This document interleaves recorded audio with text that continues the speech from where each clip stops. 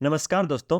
स्वागत है आपका अपने YouTube channel GK tips by Mahendra Bugalia पर। आज के इस सेशन में अपन जो केंद्रीय बजट 2024-25 है, जो कि 1 फरवरी 2024 को केंद्रीय वित्त मंत्री निर्मला सीतारमण के द्वारा अंतरिम बजट के रूप में पेश किया गया था। बजट क्या होता है, अंतरिम बजट क्या होता है? जो केंद्रीय बजट 2024-25 कल जारी हुआ है, उसके अंदर किन चीज़ों को सस्ता किया गया है, कौन सी चीज़ें महंगी हुई है, किस पर कितना प्रतिशत खर्च बढ़ाया गया है, कौन सी योजना को किस स्तर तक ले जाने की चर्चा हुई है, संपूर्ण चीजें अपन डिटेल एनालिसिस और स्टैटिक्स जीके के साथ इस वीडियो में कवर करेंगे। जो केंद्रीय बजट है उसका निचोड़ आपको इस वीडियो में देखने को मिलेगा। आगामी कोई भी एग्जाम होगा जिसमें कम से कम एक और अधिकतम 2 क्वेश्चन आने की संभावना पूरी इस सेशन में से रहेगी, तो इस सेशन को बड़े ध्यान से अंत तक देखिएगा। एग्जाम की दृष्टि से बहुत ही इंपॉर्टेंट सेशन है। चलिए आज के क्लास को अपन शुरू करते हैं। पहली चीज है जो अंतरिम बजट 2024-25 है, तो इसके अंदर बजट शब्द है, इसका मतलब क्या होता है? बजट शब्द का मतलब होता है, बजट एक फ्रेंच भाषा का शब्द है। किस भाषा का शब्द है? फ्रेंच भाषा का शब्द है, जिसको इंग्लिश के अंदर क्या बोलते हैं? बोगिट। ठीक है, बोगिट बोलते हैं, जिसका मतलब क्या होता है? चमड़े का थैला। बजट का मतलब होता है चमड़े का थैला। संविधान के अनुच्छेद 112 के अनुसार आम बजट एक वित्त वर्ष में सरकार की आय व्यय का लेखा जोखा होता है, यानी आगामी एक वर्ष के अंदर सरकार क्या खर्च करेगी, कहां से उसके पास पैसे आएंगे और कहां पर खर्च करेगी, उसका संपूर्ण लेखा जोखा होता है। और स्वतंत्र भारत का पहला बजट 1947 में पेश किया गया था। जो स्वतंत्र भारत है उसका पहला बजट 1947 में पेश किया गया था। वित्त मंत्री निर्मला सीतारमण जी ने 1 फरवरी 2024 को सरकार का अंतरिम बजट 2024 पेश किया है। सर, ये अंतरिम बजट क्या होता है? तो अपन अगली स्लाइड पर अंतरिम बजट के बारे में चर्चा करते हैं। अंतरिम बजट चुनावी वर्ष में नई सरकार चुने जाने तक थोड़े समय के लिए सरकारी खर्चों और राजस्व ब्यौरा होता है, अर्थात पूर्ण बजट के आने तक के लिए स्थायी प्रावधान होता है। आपको पता होना चाहिए अप्रैल मई के अंदर लोकसभा के आम चुनाव हैं। उन आम चुनावों से पहले जो भी समय बचा है उसके लिए जो बजट पेश किया गया है उसको अंतरिम बजट बोलते हैं। यानी आगामी वर्ष के अंदर जब भी चुनाव होने वाले हैं तो उस चुनाव तक के लिए जो अस्थायी प्रावधान किए जाते हैं सरकारी खर्चे और राजस्व ब्यौरा का, उसको अंतरिम बजट बोला जाता है। तो कल अंतरिम बजट पेश किया गया था क्योंकि मई अप्रैल के अंदर लोकसभा के आम चुनाव होने हैं। अंतरिम बजट के अंदर 2024 के अंदर बड़े ऐलान क्या क्या हुए हैं उसको अपन एक बार देख लेते हैं, उसके बाद में अपन एमसीक्यू देखेंगे। टैक्स के रेट्स में किसी भी प्रकार का कोई बदलाव नहीं हुआ है। जो टैक्स के रेट्स पहले थे सेम वैसे ही है, उसमें कोई भी चेंजमेंट नहीं हुआ है। ठीक है। फाइनेंशियल ईयर 2025 में 11.1 लाख करोड़ के केपेक्स का ऐलान हुआ है। केपेक्स का मतलब होता है पूंजीगत व्यय। तो 11.1 लाख करोड़ रुपए का पूंजीगत व्यय किया जाएगा।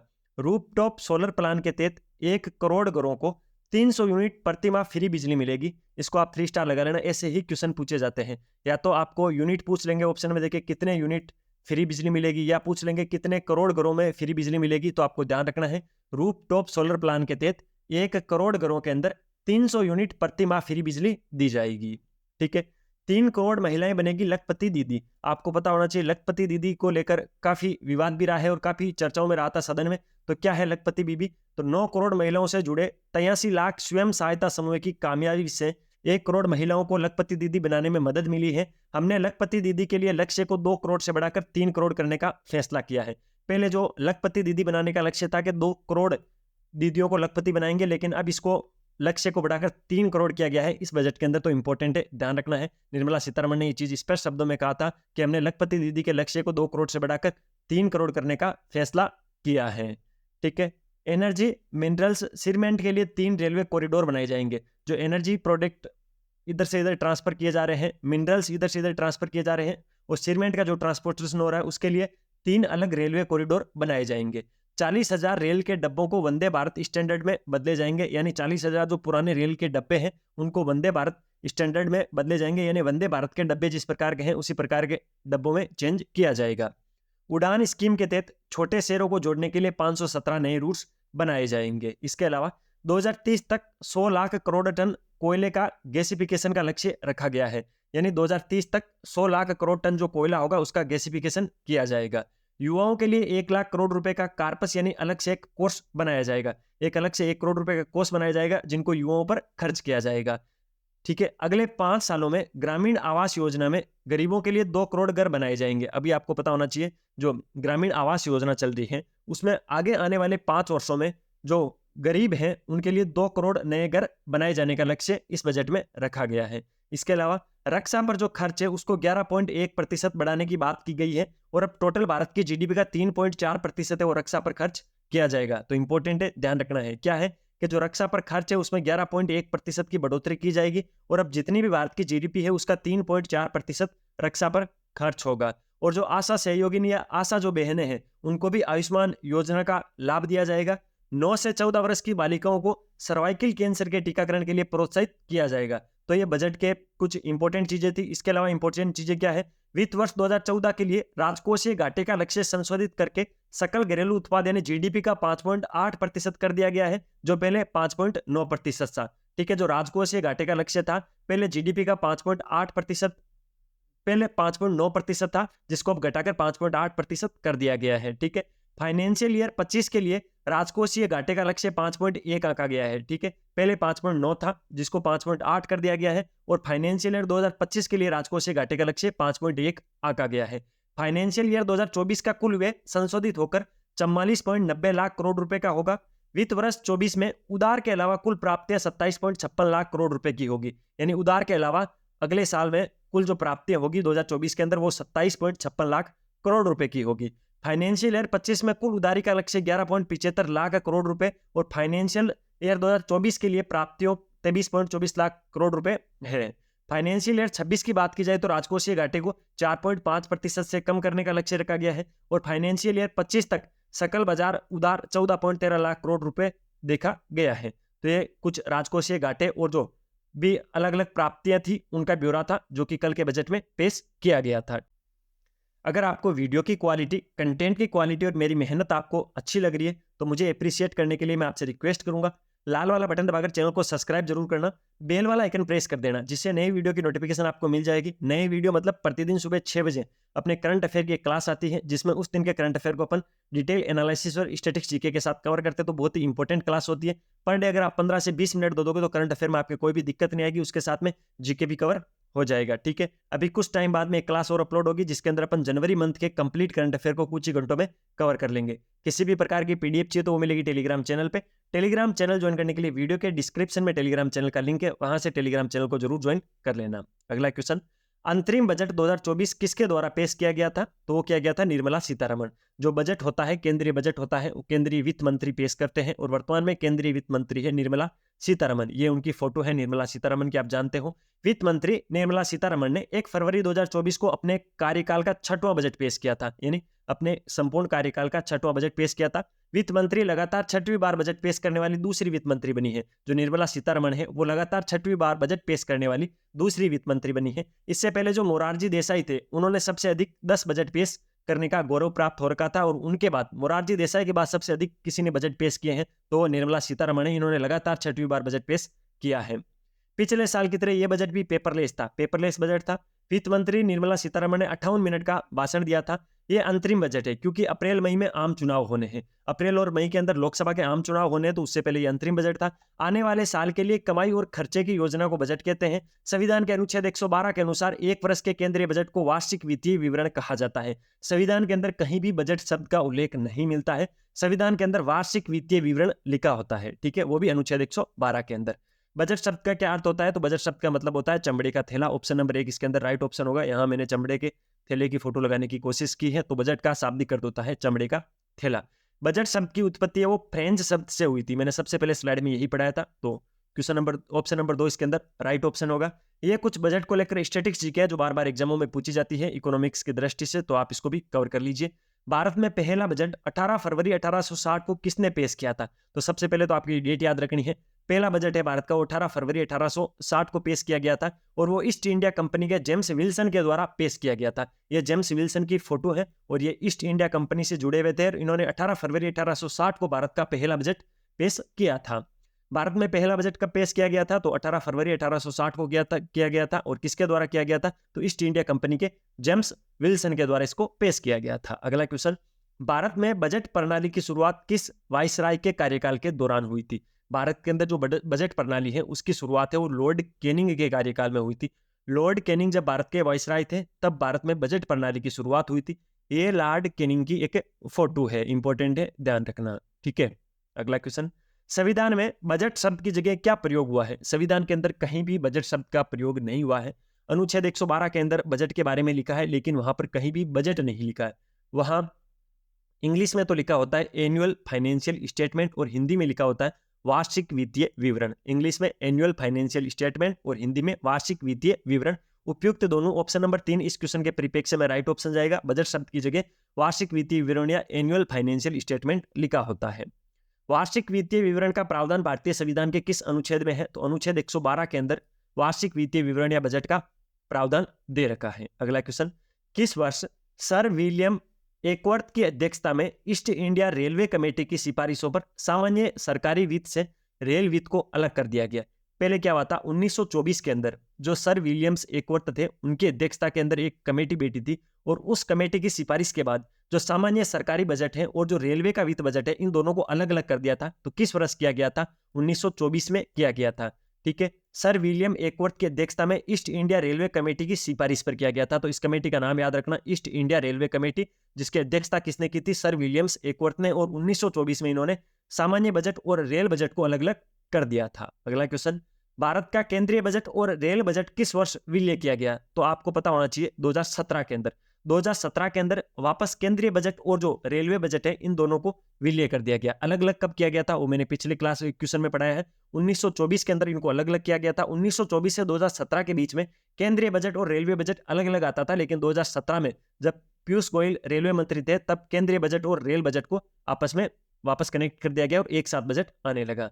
कौन सा मंत्रालय बजट तैयार करता है? तो आपको पता है वित्त मंत्रालय बजट तैयार करता है। बजटिंग का काम वित्त मंत्रालय करता है। स्वतंत्र भारत का पहला बजट किसने पेश किया था? तो आर के सनमुखन चेट्टी। आर के सनमुखन चेट्टी ने स्वतंत्र भारत का पहला बजट पेश किया था और स्वतंत्र भारत के पहले केंद्रीय वित्त मंत्री भी आर के सनमुखम चेट्टी थे। तो आपको पता है केंद्रीय वित्त मंत्री ही बजट पेश करते हैं और स्वतंत्र भारत के पहले केंद्रीय वित्त मंत्री थे आर के सनमुखम चेट्टी और इन्होंने स्वतंत्र भारत का पहला बजट पेश किया था। ये उनकी एक फोटो है। अगला क्वेश्चन, स्वतंत्र भारत का पहला बजट आर के सनमुखन चेट्टी ने कब पेश किया था? तो 26 नवंबर 1947 को।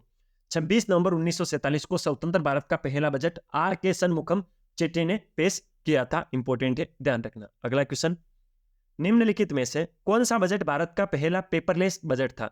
तो वर्ष 2021-22 के अंदर जो 21-22 के अंदर जो बजट पेश किया गया था वो भारत का पहला पेपरलेस बजट था। अगला क्वेश्चन, संसद में कितनी बार पेपरलेस बजट को पेश किया गया है? 4 बार। संसद में 4 बार पेपरलेस बजट को पेश किया गया है। सबसे पहली बार 21 के अंदर किया गया था। ठीक है, 21 का बजट पेपरलेस था, 22 का बजट पेपरलेस था, पिछली साल 23 का जो बजट था वो पेपरलेस था और इस बार जो 2024 का बजट पेश किया गया वो भी पेपरलेस है। तो पिछले 4 वर्षों से पेपरलेस बजट अपन जारी कर रहे हैं। तो ये क्वेश्चन पूछा जा सकता है कि संसद में कितनी बार पेपरलेस बजट पेश किया गया? तो 4 बार। अगला क्वेश्चन, भारत की पहली पूर्णकालिक महिला वित्त मंत्री कौन है? ये क्वेश्चन एग्जाम में आता है और बच्चे इसमें कंफ्यूज होते हैं, लेकिन आपको कंफ्यूज नहीं होना है।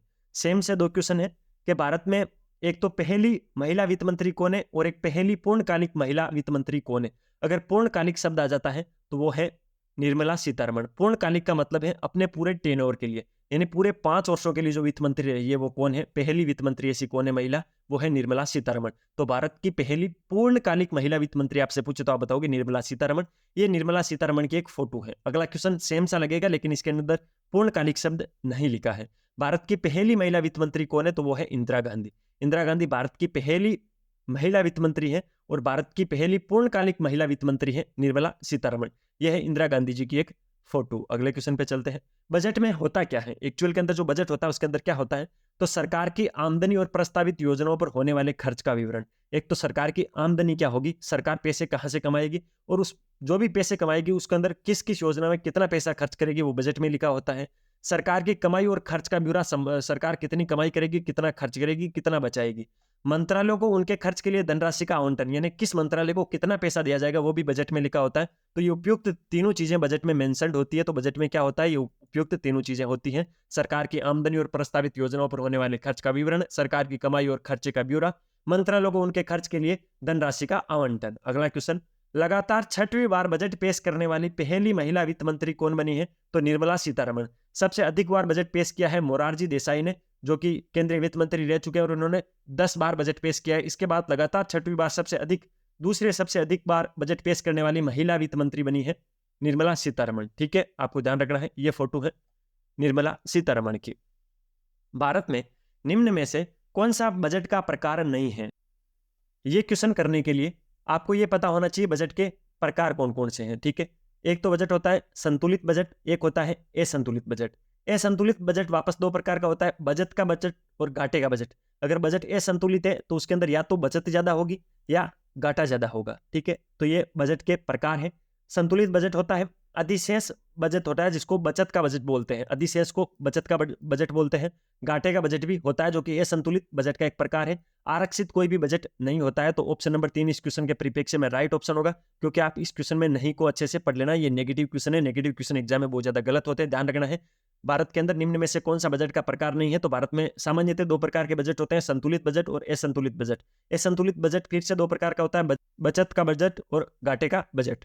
अगला क्वेश्चन, भारत में शून्य बेस बजट का प्रयोग पहली बार किस वर्ष किया गया? तो 1987।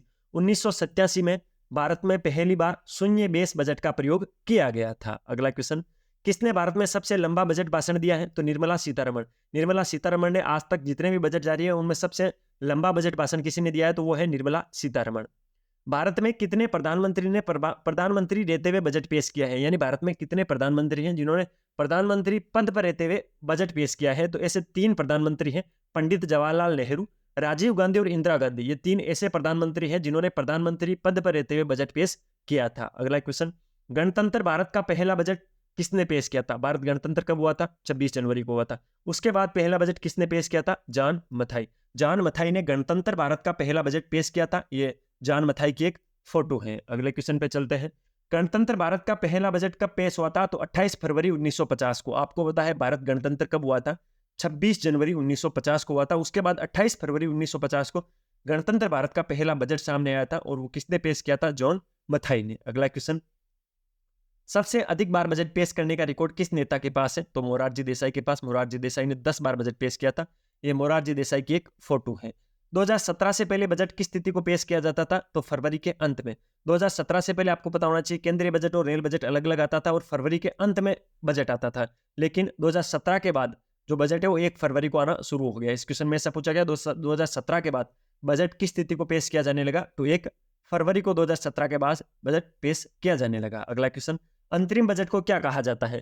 तो एक तो अंतरिम बजट को मिनी बजट के नाम से जाना जाता है और एक वोट ऑन अकाउंट के नाम से जाना जाता है। तो वोट ऑन अकाउंट और मिनी बजट ये अंतरिम बजट के उपनाम है। तो उपयुक्त दोनों ऑप्शन नंबर 3 इस क्वेश्चन के परिप्रेक्ष्य में राइट ऑप्शन होंगे, इंपॉर्टेंट है, ध्यान रखना है।